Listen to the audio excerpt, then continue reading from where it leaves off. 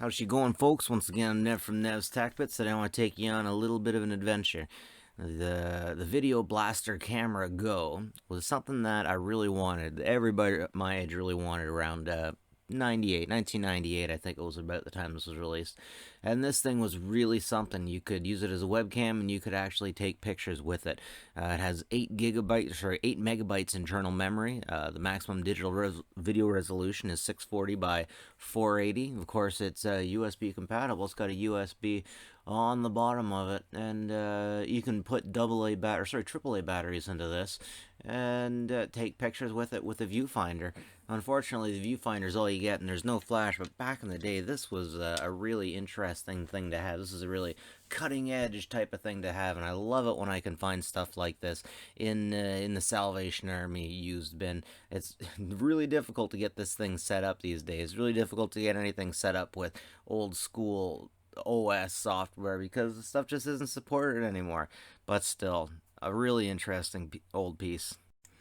Now, I am really amazed that this thing only used 2 AAA batteries back in 1998 or whenever this came out. I took a few pictures, but I couldn't get it off of there. I could see what the video was like. The video wasn't too bad, but I couldn't get the software to make it work, even on Windows XP system. But really, who's going to use this kind of stuff? Now, here comes the fun part. Let's tear this thing down. Once again, one of the things I like most about this old technology is it's all put together by Phillips heads or Torx screws. Always very easy to get to. Let's see what's on the inside of this sucker.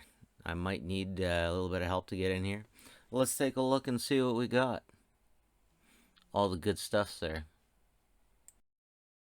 Now, here's the money shot of the circuit board. There's always a few people out there that like to see these things naked in all their beauty.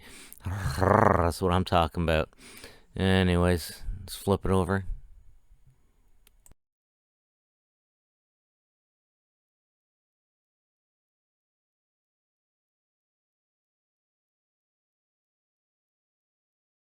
And now let's have a look at the top. The top had no Phillips head screws, just clips. And after some fighting, I could get under there. But yeah, it's always fun to play with tech, even if it's not good enough for your latest systems. Even if it's not supported by your older systems. This is the fun stuff. Anyways, that's it from me, folks. Nev from Nev's Tech Bits. Like and subscribe if you like this kind of stuff. Always appreciate it, and have a good one. Take care of each other.